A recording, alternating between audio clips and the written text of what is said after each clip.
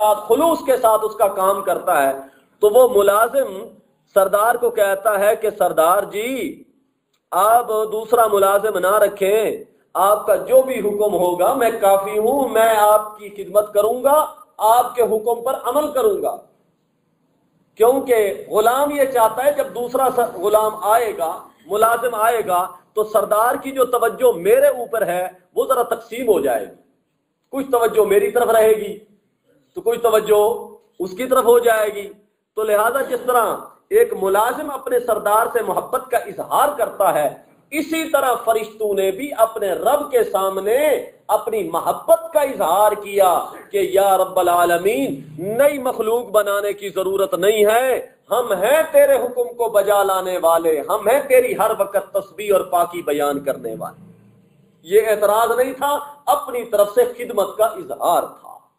ذرا دیکھیے گا، وَإِذْ قَالَ رَبُّكَ، جب کہا تیرے رب نے ملائکہ کو، فرشتوں کو، بے شک میں بنانے والا ہوں زمین کے اندر ایک خلیفہ، ایک نائب، یعنی ایسی مخلوق بنانے والا ہوں جو زمین میں میرے احکامات کو نافذ کرے گی۔ انسانوں کی مخلوق جو زمین میں خلیفہ کہتے ہیں، اس کو خلیفے کے دو معنی آتے ہیں، ایک ہوتا ہے خلیفہ جو احکام کو نافذ کرے، اس کو بھی خلیفہ کہا جاتا ہے، اور دوسرا خلیفے کا معنی ہوتا ہے یخلف غیرہ، جو اپنے غیر کا خلیفہ بنے، نائب بنے، دوسرے کا نائب بنے۔ مثلا دادا چلا گیا، بیٹا آ گیا، اس کا باپ آ گیا، پھر جب باپ چلا گیا تو پوتا آ گیا اس کی جگہ پر، اس طرح اس کو بھی خلیفہ کہا جاتا ہے۔ تو یہاں پر خلیفے سے مراد میں ایسی مخلوق اللہ فرماتے ہیں بنانے والا ہوں جو دنیا میں میرے احکامات کو نافذ کریں گے، میرے احکامات پر عمل کریں گے۔ قالوا اتجعل، فرشتوں نے کہا کیا بنائیں گے زمین کے اندر، من یفسد فیہا، اس مخلوق کو جو فساد پھیلائے گی زمین کے اندر، ویسفک الدماء، اور خون ریزی کرے گی، وَنَحْنُ نُسَبِّحُ بِحَمْدِكَ وَنُقَدِّسُ لَكَ، اے اللہ ہم تیری حمد کے ساتھ تیری پاکی بیان کرتے ہیں، وَنُقَدِّسُ لَكَ، اور آئندہ بھی اے اللہ تیری تقدیس بیان کرتے رہیں گے، تیری تسبیح بیان کرتے رہیں گے آئندہ زمانے میں بھی۔ قَالَ إِنِّي أَعْلَمُ مَا لَا تَعْلَمُونَ، رب کائنات نے جواب میں ارشاد فرمایا بے شک میں جانتا ہوں اس چیز کو جس کو تم نہیں جانتے۔ اللہ نے جواب دے دیا، اللہ نے فرمایا اے فرشتو، جو بات تمہارے خیال میں ہے نا کہ ہم پاکی بیان کرتے ہیں، ہم تسبیح بیان کرتے ہیں، میرا مقصد یہ نہیں ہے، میرا مقصد ایسی مخلوق کو پیدا کرنا ہے کہ جو صلاحیتیں تم میں نہیں ہیں اس مخلوق میں ہوں گی، وہ کام میں ان سے لوں گا، وہ کام تم نہیں کر سکتے ہو، میں ایسی مخلوق پیدا کرنے والا ہوں۔ انی عالم ما لا تعلمون، تم نہیں جانتے ہو میں جانتا ہوں۔ یہاں ایک سوال پیدا ہوتا ہے جی، توجہ کرنا، کہ فرشتوں نے کس طرح کہہ دیا کہ وہ ایسی مخلوق ہوگی جو زمین میں خون ریزی کرے گی؟ اس سے تو ثابت ہوتا ہے فرشتے بھی عالم الغیب تھے، ابھی تک تو انسان پیدا ہی نہیں ہوا، بشر پیدا ہی نہیں ہوا، اور وہ کہہ رہے ہیں کہ اس کے اندر زمین کے اندر خون ریزیاں کریں گے، تو انہیں کس طرح پتا چل گیا؟ جواب، توجہ ہے، سوال سمجھ آ گیا؟ اب اس کا جواب سمجھیے گا۔ جواب اس کا یہ ہے کہ فرشتوں نے جو یہ بات کہی تھی، انہوں نے انسانوں کو جنوں پر قیاس کیا۔ اس زمین میں انسانوں کی پیدائش سے پہلے جنات رہتے تھے اور بڑے لڑاکے بھڑاکے تھے، بڑی خون ریزی کرتے تھے، بات بات پر ایک دوسرے کے ساتھ جنگ شروع کر دیتے۔ اللہ تعالیٰ نے حکم دیا جبرائیل کو، جاؤ لشکر لے جاؤ فرشتوں کا اور خوب مارو ان کو۔ فرشتے آئے اور جنوں کو مارا اور بھگایا زمین سے، پھر یہ پہاڑوں میں جا چھپے، غاروں میں جا چھپے اور جنگلوں میں نکل گئے، اور دریاؤں کے کناروں پر جا چھپے، وہاں پر بھاگ گئے جہاں جزیرے تھے، درخت ہوتے تھے، جنگلوں میں گھس گئے، زمین والے چٹیل میدان کو چھوڑ دیا۔ یہ باتیں چونکہ فرشتے پہلے دیکھ چکے تھے، اب فرشتوں نے جو ہی ان کے سامنے ایک نئی مخلوق کا ذکر ہوا، کہا نئی مخلوق جو ہوگی پیدا تو اس نے بھی زمین سے ہونا ہے، اس کے اندر بھی عناصر اربع ہوں گے، پانی، آگ، ہوا، مٹی، اور یہ جو صرف آگ سے پیدا شدہ ہیں ان کا یہ کام ہے، تو جس کے اندر 3 اور عناصر اور بھی ہوں گے، 3 ایٹم اور بھی موجود ہوں گے، تو وہ پتہ نہیں پھر کیا کرے گی مخلوق۔ تو انہوں نے نا اس سے قیاس کر کے اللہ کے سامنے یہ بات ذکر کر دی کہ وہ تو وہ مخلوق ہوگی کہ زمین کے اندر فساد پھیلائے گی اور خون ریزی کرے گی۔ اللہ نے جواب دیا انی عالم ما لا تعلمون، میں جو جانتا ہوں فرشتوں تم نہیں جانتے۔ ان کے اندر اگر خون ریزی کرنے والے فسادی لوگ موجود ہوں گے تو ان میں انبیاء بھی ہوں گے، ان میں اولیاء بھی ہوں گے، ان میں اتقیاء بھی ہوں گے، صلحاء بھی ہوں گے، ان میں شہداء بھی ہوں گے، ان میں میرے فرما بردار بندے بھی ہوں گے۔ انی عالم، میں جانتا ہوں تم نہیں جانتے ہو۔ حدیث کے اندر آتا ہے نبی پاک صلی اللہ علیہ وسلم نے فرمایا کہ جب فرشتے اللہ کے سامنے صبح کے وقت حاضری دیتے ہیں اور بندوں کے اعمال نامے لے کر اللہ کے سامنے پیش کرتے ہیں، اور عصر کے وقت بھی حاضری دیتے ہیں، عصر کی نماز کے بعد فوراً فرشتے چلے جاتے ہیں، اور رات والے فرشتے عصر کی نماز کے بعد فوراً آ جاتے ہیں، اور وہ فرشتے صبح کی نماز تک رہتے ہیں۔ جب صبح کی نماز سے انسان فارغ ہوتا ہے تو وہ فرشتے چلے جاتے ہیں اور دن میں رہنے والے فرشتے پھر آ جاتے ہیں۔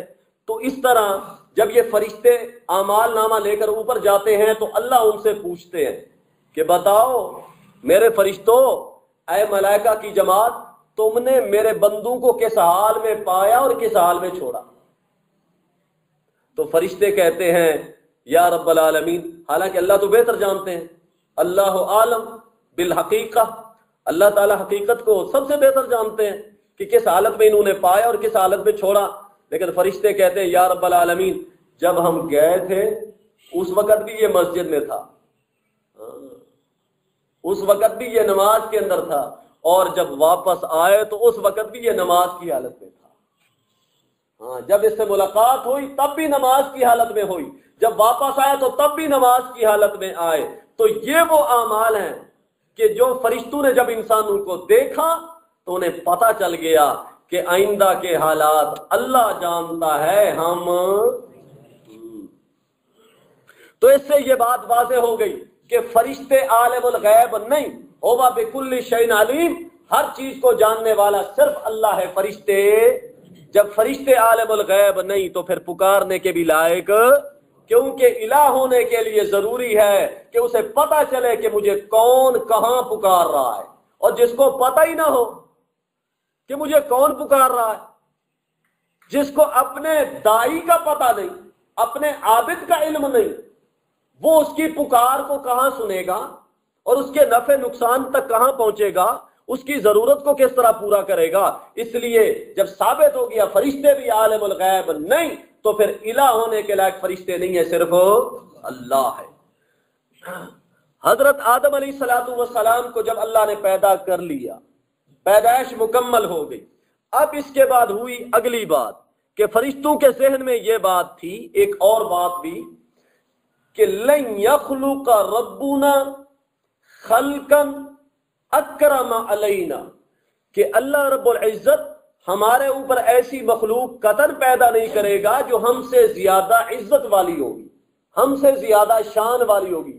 ظاہر بات ہے پہلے تو مکلف جو مخلوق تھی جنوں کی تھی یا فرشتوں کی تھی، اور جنوں سے فرشتے تو اعلیٰ تھے، نورانی مخلوق تھی، کیونکہ فرشتے کی تعریف یہ ہے کہ ہوا جسم نورانی یتشکل باشکال مختلفۃ لا یذکر ولا یؤنث لا یلد ولا یولد لا یاکل ولا یشرب۔ فرشتے کی تعریف ہی یہ ہے کہ وہ ایک جسم ہوتا ہے، نورانی جسم ہوتا ہے، نور سے اللہ نے اسے بنایا ہے، مختلف شکلیں وہ اختیار کر لیتا ہے، بڑا لطیف اور باریک اور نورانی جسم والا ہوتا ہے، نہ وہ مذکر ہوتا ہے نہ وہ مؤنث ہوتا ہے، نہ اس کا کوئی بیٹا ہوتا ہے اولاد ہوتا ہے، اور نہ وہ کسی کی اولاد ہوتا ہے، نہ وہ کھاتا ہے نہ وہ پیتا ہے، نہ وہ شادی کرتا ہے نہ اس کی کوئی بیوی ہوتی ہے۔ تو یہ ہے فرشتے کی تعریف، جسم نورانی یتشکل باشکال مختلفۃ۔ تو فرشتوں کے ذہن میں یہ بات تھی کہ ہم جیسی مخلوق یا ہم سے بہتر مخلوق اللہ پیدا نہیں کرے گا۔ جب اللہ نے حضرت آدم علیہ السلام کو پیدا کر لیا، اب اس کے بعد امتحان شروع ہو رہا۔ اللہ تعالیٰ نے حضرت آدم کے اندر بھی صلاحیتیں رکھی، استعداد پیدا کی، جو صلاحیت فرشتوں میں نہیں تھی، ملائکہ میں نہیں تھی۔ چند نام اللہ نے حضرت آدم کے سامنے پیش کیے، حضرت آدم نے بتا دیا۔ فرشتوں کے سامنے پیش کیے گئے تو فرشتے نہ بتا سکے، جواب نہ دے سکے۔ جب یہ امتحان ہوا تو اس امتحان میں آدم علیہ السلام کا کمال واضح ہو گیا، ان کی فضیلت ظاہر ہو گئی۔ ملائکہ پر جب ان کی فضیلت ظاہر ہوئی تو اب اللہ تعالیٰ نے فرشتوں کو پھر بعد میں حکم دیا کہ تم اب اپنے استاد کے سامنے افضل کے سامنے سجدہ کرو، جس کا تمہارے اوپر کمال حاصل ہے اور جس کی تمہارے اوپر طاقت ہے، اب اس کے سامنے سجدہ ریز ہو جاؤ۔ پھر انہوں نے آگے سجدہ بھی کیا ہے۔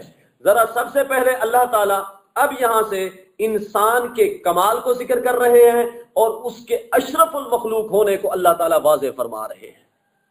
دیکھیے گا، وَعَلَّمَ آدَمَ الْأَسْمَاءَ كُلَّهَا، اور سکھایا آدم علیہ السلام کو اللہ پاک نے الاسماء كُلَّهَا، نام تمام چیزوں کے، ثم عرضهم، پھر پیش کیا ان چیزوں کے ناموں کو، علی الملائکۃ، فرشتوں کے اوپر، فقال انبئونی باسماء ہؤلاء، پھر اللہ نے فرمایا اے فرشتوں مجھے خبر دو ان چیزوں کے ناموں کی، ان کنتم صادقین، اگر تم سچے ہو اس بات میں کہ اللہ تعالیٰ تم سے بہتر مخلوق پیدا نہیں کرے گا، اس بارے میں اگر تم سچے ہو تو پھر مجھے ان چیزوں کے نام تو بتا دو۔ ایک اور بات بھی سن لو جی، علامہ، اللہ نے تعلیم دی۔ تعلیم دو قسم کی ہوتی ہے جی، ایک تعلیم کسبی ہوتی ہے اور دوسری تعلیم استعدادی ہوتی ہے، صلاحیت والی ہوتی ہے۔ کسبی تعلیم، جیسے ہم یہاں بیٹھے ہیں، اللہ کا قرآن پڑھ رہے ہیں، سیکھ رہے ہیں، سمجھ رہے ہیں، کسب کر رہے ہیں، گھر سے چلے ہیں یہاں آئے ہیں، محنت کر رہے ہیں، توجہ سے بیٹھے ہیں، تو یہ ہے کسبی تعلیم۔ شاگرد اپنے استاد سے تعلیم حاصل کرتا ہے، مرید اپنے پیر سے علم حاصل کرتا ہے، اولاد اپنے والدین سے تعلیم حاصل کرتی ہے، یہ کسبی تعلیم ہوتی ہے، کسب والی۔ اور دوسری تعلیم ہوتی ہے استعدادی، جسے الہامی کہا جاتا ہے، وابی کہا جاتا ہے۔ استعدادی تعلیم وہ یہ ہے کہ اللہ تعالی انسان کے دل و دماغ میں ایک استعداد پیدا کر دیتا ہے، صلاحیت پیدا کر دیتا ہے کہ نہ پڑھی ہوئی چیز بھی،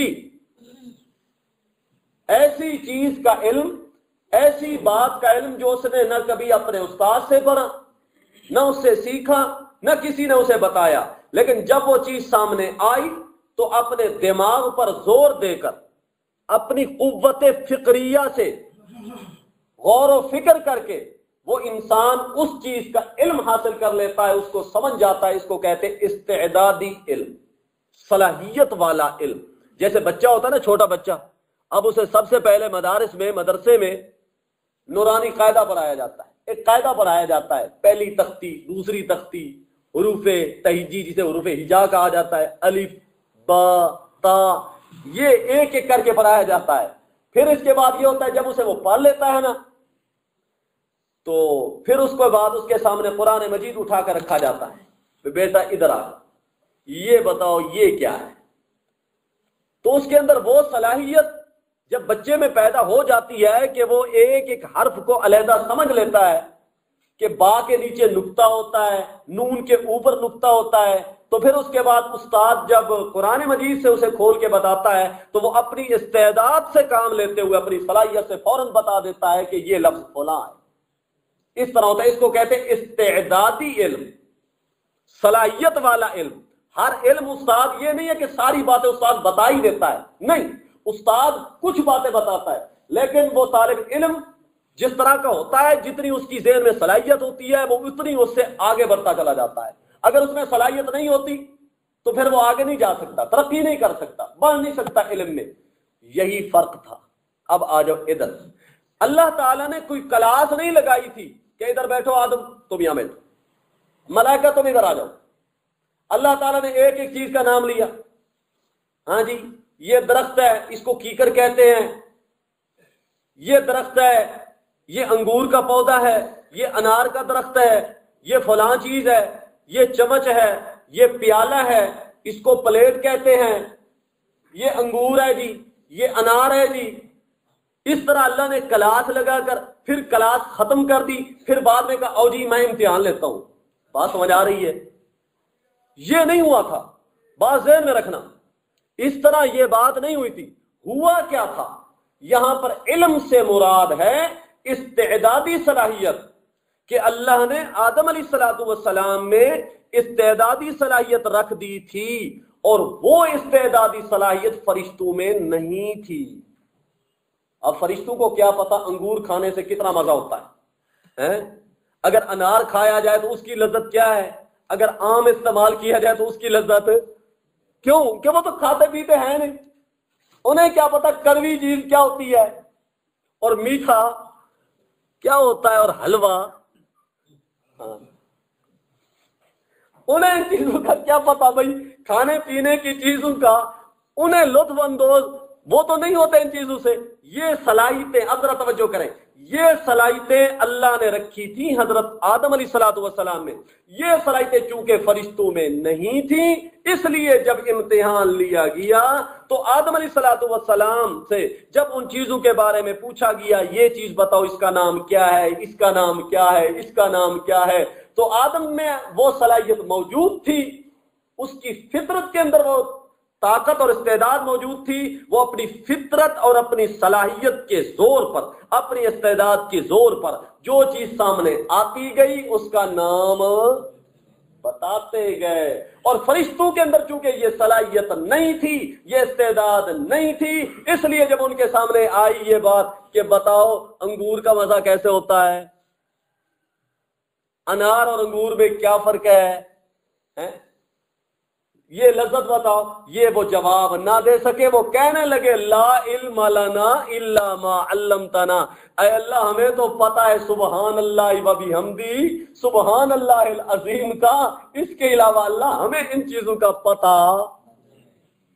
یہ تھی اصل بات۔ آپ کو سمجھ آئی ہے جی؟ ناراض تو نہیں ہو گئے ہو؟ دیکھیے گا اب میں پھر اس کا ترجمہ کرتا ہوں، ترجمہ تو ہو گیا، ضرورت نہیں ہے، اب ایک اور بات سمجھو۔ تو علامہ سے مراد ہے استعدادی تعلیم، صلاحیت والی تعلیم۔ نمبر 2 دوسرا سوال، ایک اور بات بھی سمجھو۔ کچھ لوگ یہاں سے ایک اور بات نکالتے ہیں، کہتے ہیں جی آدم علیہ السلام کو اللہ نے دیکھو نا ساری چیزوں کے نام بتا دیے، سب چیزوں کے، دنیا کائنات کی تمام چیزوں کا علم دے دیا تھا، تو معلوم ہوا کہ آدم علیہ السلام کیا بن گئے؟ عالم الغیب بن گئے۔ ہاں پھر آگے سے وہ چپر لگا دی سا، ہاں سب چیزوں کا نام جان لیا تو پھر وہ عالم الغیب بن گئے۔ بھئی اگر کوئی آدمی تمام چیزوں کا نام جان لیتا ہے تو اس کا علم غیب سے کیا تعلق ہے؟ علم غیب تو وہ کسی کے سکھانے سے نہیں ہوتا، علم غیب تو ہے غیب کی باتیں، اور یہ تو اللہ نے بتا دیا، اس میں صلاحیت رکھ دی کہ یہ چیز فلاں ہے، یہ چیز، اس کا غیب سے کوئی تعلق ہی نہیں ہے۔ لیکن کہنے لگے دیکھو جی تمام چیزوں کے نام جب بتا دیے تو معلوم ہوا عالم الغیب، کل کا لفظ آ گیا، کلھا، تمام چیزوں کا علم۔ اب اس بات کو سمجھیں، یہاں سے مراد، کل سے مراد وہ چیزیں ہیں جو آدم علیہ الصلوۃ والسلام کے اس وقت ان کے حال کے مناسب تھیں. جی یہاں سے ان چیزوں کے نام مراد ہیں جو حضرت آدم علیہ الصلوۃ والسلام کے اس وقت ان کے حال کے مناسب تھی. مثلا ان کی شان کے لائق تھی، ان کے مقام کے مناسب تھی. ان چیزوں کا علم اللہ نے انہیں دے دیا تھا. اور کل کا مطلب یہ نہیں ہوتا دنیا وما فیہا کے ذرے ذرے کا علم اللہ نے انہیں دے دیا. اللہ نے قرآن مجید میں سورۃ النمل کھولو،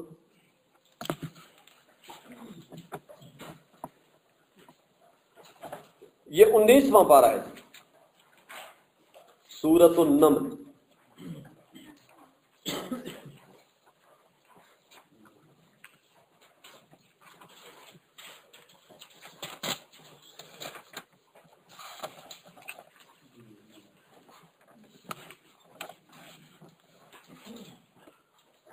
جی یہ سورۃ النمل صفحہ نمبر 490، 19واں پارہ سورۃ النمل صفحہ 490. اور بالکل اسی صفحے کی آخری لائن، آخری نیچے والی سطر، صفحہ نمبر 490. یہ صفحہ مل گیا، صفحہ نمبر 490 دیکھ رہے ہو جی؟ دیکھیے گا، انی وجدت امرأۃ تملکہم وأوتیت من کل شیء وَلَهَا عَرْشٌ عَظِيمٌ. جی آیت مل گئی ہے جی. یہ ہدہد پرندہ جو حضرت سلیمان علیہ الصلوۃ والسلام کی اجازت کے بغیر قوم سبا کے پاس پہنچ گیا تھا، اور ملکہ بلقیس کا واقعہ بیان کرتے ہوئے کہتا ہے کہ انی وجدت امرأۃ، میں نے ایک عورت کو دیکھا ہے، تملکہم، جو عورت ان کی ملکہ ہے، مالکہ ہے، وہ ان کی بادشاہ ہے، وَأُوتِيَتْ مِنْ كُلِّ شَيْءٍ، اور وہ دی گئی ہے ہر چیز، وَلَهَا عَرْشٌ عَظِيمٌ، اور اس کے لیے عرش ہے بہت بڑا. توجہ کرنا کہ ملکہ بلقیس کے بارے میں کہا جا رہا ہے کہ اسے ہر چیز دی گئی تھی. وہ مرد بھی تھی، اس کے پاس مردانہ صلاحیتیں بھی تھی. کیا اسے نبوت اور رسالت بھی دی گئی تھی؟ کیا اسے ختم نبوت بھی دے دی گئی تھی؟ نہیں. تو یہاں پر کیا مراد ہے؟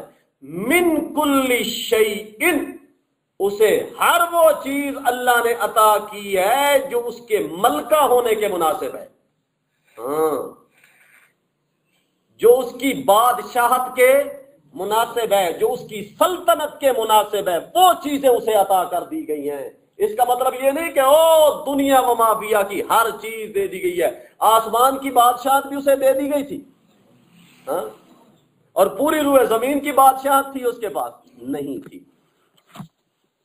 اب واپس آ جائے تو یہاں پر حضرت آدم علیہ الصلوۃ والسلام کے سامنے جو ان کے بارے میں اللہ نے فرمایا تمام چیزوں کا نام، تو اس سے مراد ہے وہ نام جو ان کی شان کے، وہ علم جو ان کی شان اور ان کی خلافت کے اور ان کے مرتبہ اور ان کی فضیلت کے مناسب تھے. یہ ایسے ہی ہے، اس کو مثال سے سمجھو جیسے ایک آدمی کے پاس ایک مہمان آتا ہے اور وہ مہمان کے سامنے گھر کے اندر ایک کمرے میں اسے بٹھاتا ہے، بستر بھی لگاتا ہے، اور اس کے سامنے کھانا بھی پیش کرتا ہے، پانی بھی پیش کرتا ہے، اور مختلف جو کچھ اس کے پاس موجود ہوتا ہے، میوہ جات، فاکہہ، پھل فروٹ، یہ چیزیں، مشروبات اس کے سامنے پیش کرتا ہے. جب سب چیزیں کھانے کے لیے اس کے سامنے رکھ دیتا ہے، جو چیزیں کھانے کے مناسب ہوتی ہیں، تو وہ پھر آ کر پوچھتا ہے جی بتاؤ کوئی ضرورت؟ تو وہ کیا کہتا ہے؟ جواب میں کہتا ہے جی سب کچھ موجود ہے، سب کچھ موجود ہے جی بھائی جان، کسی چیز کی ضرورت نہیں ہے، سب کچھ موجود ہے. تو کیا اس کے پاس دنیا وما فیہا 14 طبق کی کائنات کی ساری نعمتیں اور سارے کھانے اس کے دسترخوان پر موجود ہوتے ہیں؟ کیا مطلب ہوتا ہے اس کا؟ اس کا یہی مطلب ہوتا ہے کہ جو چیز کھانے کے لیے یہاں پر ضرورت ہے نا میرے لیے، میرے پیٹ بھرنے کے لیے جو چیز ضرورت ہے وہ سب کو یہاں، اس کا مطلب یہ نہیں تھا او جی دنیا و مافیا کی ساری کائنات کی ساری چیزیں اس کے دسترخوان پر میزبان رکھ دیتا ہے اور وہ کہتا ہے کہ سب کچھ یہاں موجود ہے، چاند بھی یہاں موجود ہے، سورج بھی یہاں موجود ہے، ستارے بھی یہاں ہیں، دریا بھی یہاں ہیں، اور ساری دنیا کی جو بھی کائنات ہے وہ سب کچھ مخلوق ساری میرے دسترخوان کے اوپر میری پلیٹ کے سامنے موجود ہے، یہ کوئی بھی نہیں لیتا۔ اس لیے علامہ آدم الاسماء کلھا سے مراد یہ ہے کہ وہ نام اللہ تعالیٰ نے اسے بتا دیے جو حضرت آدم کی شان کے لائق تھے۔ اب جب فرشتے جواب نہ دے سکے تو فرشتے کیا کہتے ہیں؟ قالوا سبحانک، فرشتوں نے کہا سبحانک، اے میرے پروردگار، اے ہمارے پروردگار، سبحان، تو پاک ہے، تیرا کوئی شریک نہیں، لا علم لنا، لا علم لنا، نہیں علم ہمارے پاس، الا ما علمتنا، مگر اسی چیز کا علم ہے اے اللہ جس کا علم تو نے ہمیں سکھایا ہے، جس چیز کا علم تو نے ہمیں عطا کیا۔ سبحان اللہ کا علم، الحمدللہ کا علم، لا الہ الا اللہ کا علم، اللہ اکبر کا علم، اللہ جو صلاحیتیں تو نے ہمارے اندر رکھی ہیں ہمارے پاس اتنا علم ہے، انک انت العلیم الحکیم۔ وہ پیچھے تھا وَهُوَ بِكُلِّ شَيْءٍ علیم۔ یہاں اللہ نے فرمایا کہ فرشتے بھی خود کہہ رہے ہیں اے اللہ تو ہی جانتا ہے ہر بات کو، الحکیم تو حکمت والا ہے ہر کام میں، جس طرح بھی تو کرے تو حکمتوں کا بادشاہ ہے، تیرے کام پر کوئی اعتراض نہیں ہے۔ قال یا آدم، اللہ نے فرمایا اے آدم علیہ السلام، انبئہم بِأَسْمَائِهِمْ، اے آدم آپ ذرا آگے بڑھیں، ان کو خبر دیں چیزوں کے ناموں کی۔ فَلَمَّا أَنبَأَهُمْ، پس جب آدم علیہ السلام نے ان کو خبر دی، بِأَسْمَائِهِمْ ان کے ناموں کی، جب خبر دے چکے آدم علیہ السلام، فرشتوں کو بتا چکے، تو اللہ تعالیٰ نے بطور نتیجہ کے فرمایا الم قل لکم انی عالم غیب السماوات والارض، اے فرشتو کیا میں نے نہیں کہا تھا تمہیں کہ بے شک میں ہی جانتا ہوں زمین و آسمان کی چھپی چیزوں کو، وَعَلَمُ مَا تُبْدُونَ وَمَا كُنْتُمْ تَكْتُمُونَ، اور میں ہی جانتا ہوں ان چیزوں کو جس کو تم ظاہر کرتے ہو اور اس بات کو جس کو تم دل میں چھپاتے ہو، ساری چیزوں کو جاننے والا میں ہوں، فرشتوں تمہیں پتہ نہیں ہے کل کے حالات کا۔ تو مسئلہ واضح ہو گیا کہ فرشتے بھی عالم الغیب نہیں، جب عالم الغیب نہیں تو پھر الہ بننے کے لائق بھی۔ جب یہ بات واضح ہو گئی تو اللہ تعالیٰ نے فرشتوں کو کہا اے فرشتوں اب تم سجدہ کرو حضرت آدم علیہ السلام کو۔ آدم کا کمال واضح ہو گیا، آدم علیہ السلام کا علم ظاہر ہو گیا، اللہ تعالیٰ نے ان کی فضیلت واضح کر دی، تو اب فرشتوں کو حکم ہو رہا ہے کہ تم سجدہ کرو۔ وَإِذْ قُلْنَا لِلْمَلَائِكَةِ، اور جس وقت ہم نے کہا للملائکۃ فرشتوں کو سجدہ کرو آدم علیہ السلام کو، فسجدوا الا ابلیس، سارے فرشتوں نے سجدہ کیا، الا ابلیس، مگر ابلیس نے انکار کر دیا، اس نے سجدہ نہ کیا، ابا، اس نے انکار کیا، واستکبر، اور تکبر کرنے لگا، اپنے آپ کو بڑا سمجھنے لگا، وَكَانَ مِنَ الْكَافِرِينَ، اور ہو پڑا وہ کافروں سے۔ سنیے گا جی بات، اللہ تعالیٰ نے یہاں پر آدم علیہ السلام کی فضیلت کو سجدے کے طور پر ظاہر کیا ہے کہ مسجود ملائکہ ہے آدم۔ اللہ یہ کہنا چاہتے ہیں کہ اے اولاد آدم، میں نے تو تمہیں بڑی فضیلت عطا کی ہے کہ فرشتے نورانی مخلوق بھی تمہارے بابا کے سامنے حضرت آدم کے سامنے سجدہ ریز ہوئے تھے۔ یہ سجدے کا حکم سب کو ملا تھا، فرشتوں کو بھی، اور ابلیس یہ بھی فرشتوں کے ساتھ رہتا تھا آسمانوں پر، اس کو بھی حکم ملا تھا کہ تو بھی سجدہ کر، ورنہ ابلیس کا تعلق جنوں سے ہے، شیطانوں سے ہے، اس کا فرشتوں سے کوئی تعلق نہیں، لیکن عبادت اتنی کرتا تھا اللہ پاک کی کہ اب یہ فرشتوں میں رہنے لگا تھا۔ لیکن جب اس نے انکار کیا اللہ کے حکم کا تو اللہ تعالیٰ نے اسے ملعون بنا دیا، اللہ نے اسے اپنی بارگاہ مقدس سے اسے نکال دیا۔ فرشتوں نے چونکہ وہ ملائکہ تھے، وہ تو لا یعصون اللہ ما امرہم ویفعلون ما یؤمرون، کہ فرشتے وہی کچھ کرتے ہیں جو اللہ انہیں حکم دیتا ہے، اور اللہ کی ایک لمحے کے لیے بھی خلاف ورزی نہیں کرتے، ایک لمحے کے لیے بھی، وہ معصوم ہوتے ہیں فرشتے۔ تو اس لیے فرشتوں نے سب نے سجدہ کیا۔ یہ سجدہ کون سا ہوا تھا؟ توجہ کرنا جی، سجدے کی دو قسمیں ہیں، ایک ہوتا ہے سجدہ تعظیمی اور دوسرا ہوتا ہے سجدہ عبادت، عبادت والا سجدہ، دونوں میں فرق ہے، اور ہے تو بڑی قیمتی بات، اگر آپ توجہ کریں گے تو بڑا فائدہ ہوگا۔ سجدہ تعظیمی یہ ہوتا ہے کہ کوئی آدمی اپنے بڑے کو، مرید اپنے پیر کو، شاگرد اپنے استاد کے سامنے جھکتا ہے، سجدہ کرتا ہے، یا کوئی کسی بزرگ کے سامنے سجدہ کرتا ہے اور یہ سمجھتا ہے کہ یہ میرا بزرگ مشکل کشا بھی نہیں، عالم الغیب بھی نہیں ہے، مختار کل بھی نہیں ہے، صرف اس کی عزت کرنے کے لیے۔ جس طرح جاہل لوگوں کا طریقہ ہوتا ہے کہ جاہل لوگ بھی اپنے اپنے علاقوں میں اپنے سرداروں کے سامنے جھکتے ہیں، سجدہ کرتے ہیں، اور پہلے زمانے میں یہ بات بڑی عام ہوتی تھی کہ ان کے سامنے جھک جاتے تھے، بڑوں کے سامنے۔ یہ سجدہ ہوتا تھا تعظیمی،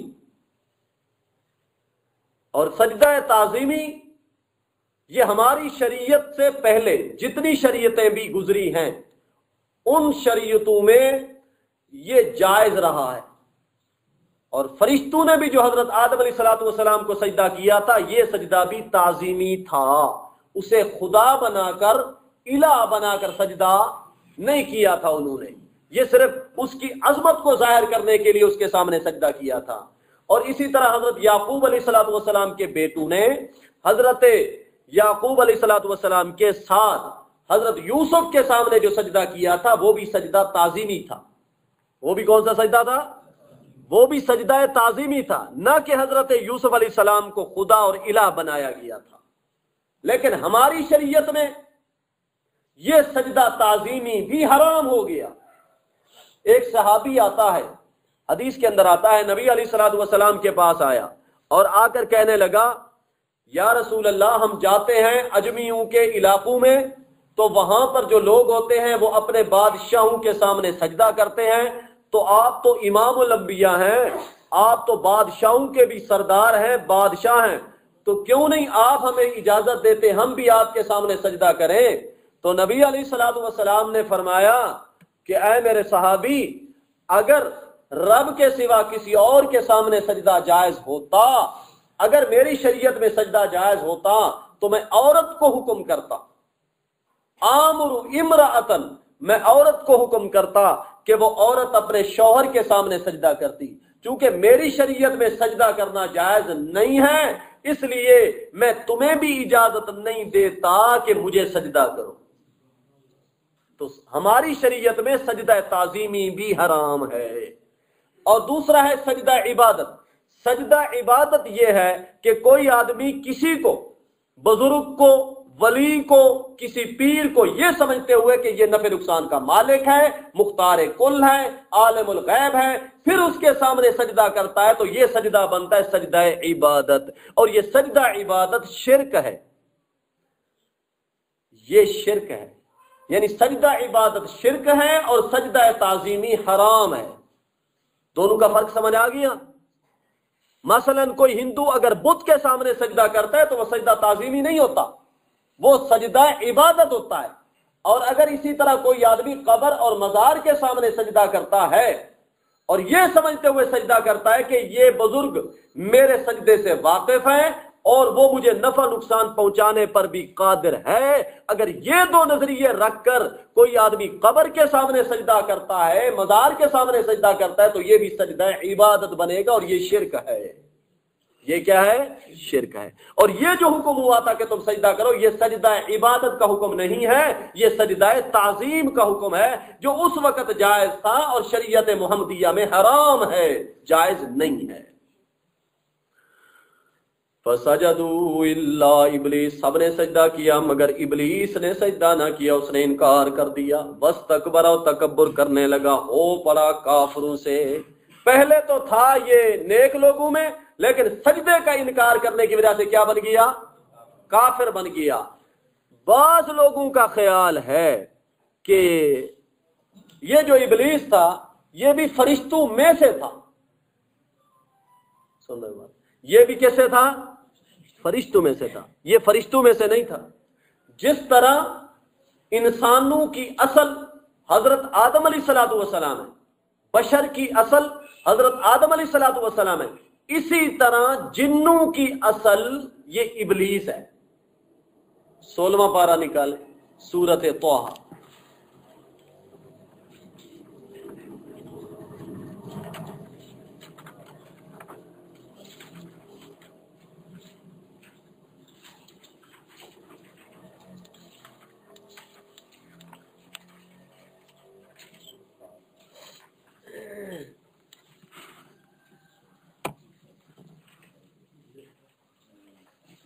یہ صفحہ نمبر ہے 414۔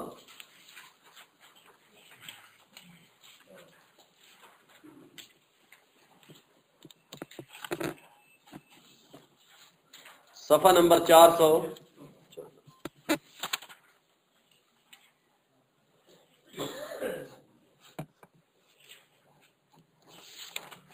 یہاں پر بھی اللہ تعالیٰ نے، یہ درمیان میں ہے صفحہ کے 116 نمبر آیت، وَإِذْ قُلْنَا لِلْمَلَائِكَةِ اسْجُدُوا لِآدَمَ فَسَجَدُوا إِلَّا إِبْلِيسَ أَبَىٰ فَقُلْنَا يَا آدَمُ إِنَّ هَٰذَا عَدُوٌّ لَكَ وَلِزَوْجِكَ فَلَا يُخْرِجَنَّكُمَا مِنَ الْجَنَّةِ فَتَشْقَىٰ۔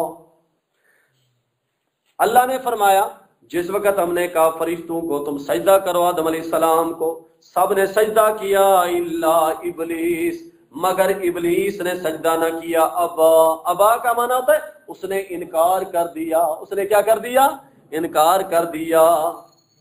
فقلنا یا آدم، ہم نے کہا اے آدم علیہ السلام، ان ھذا عدو لک، یہ تیرا پکا دشمن ہے، یہ تیرا پکا دشمن ہے، اور تیری بیوی کا بھی دشمن ہے۔ فلا یخرجنکما، ایسا نہ ہو کہ یہ تمہیں نکال دے جنت سے، فتشقا، پھر آپ مصیبت میں کہیں نہ پڑ جائیں۔ یہاں سے بھی یہ بات واضح ہوتی ہے سب نے سجدہ کیا مگر ابلیس نے سجدہ نہ کیا۔ اب آ جائیں صفحہ نمبر 388 پر، صفحہ نمبر 388 اور صفحہ نمبر 387 کی بالکل آخری لائن ہے۔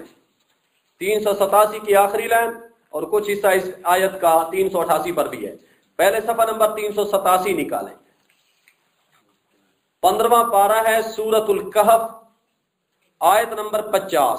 49 نمبر آیت ختم ہو رہی ہے اور آیت نمبر 50 شروع ہے، دیکھیے گا۔ مل گئی ہے جی آیت، بالکل آخری لائن، آخری سطر۔ وَإِذْ قُلْنَا لِلْمَلَائِكَةِ، بالکل وہی عبارت ہے جو پہلے پارے کے اندر ہے، وہی 16ویں پارے کے اندر ہے، اسی طرح کی عبارت یہاں پر بھی ہے کلام جی۔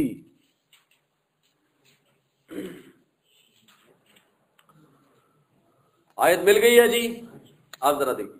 وَإِذْ قُلْنَا لِلْمَلَائِكَةِ اسجدوا لآدم، جس وقت ہم نے کہا فرشتوں کو سجدہ کرو آدم علیہ السلام کو، فسجدوا، سب نے سجدہ کیا، الا ابلیس، مگر ابلیس نے سجدہ نہ کیا۔ اور یہ تھا کون؟ اب میں آپ کو دکھانے لگا ہوں وہ آیت جس کی وجہ سے یہ ثابت ہوتا ہے کہ یہ فرشتوں میں سے نہیں تھا. جو لوگ یہ خیال کرتے ہیں کہ یہ ملائکہ میں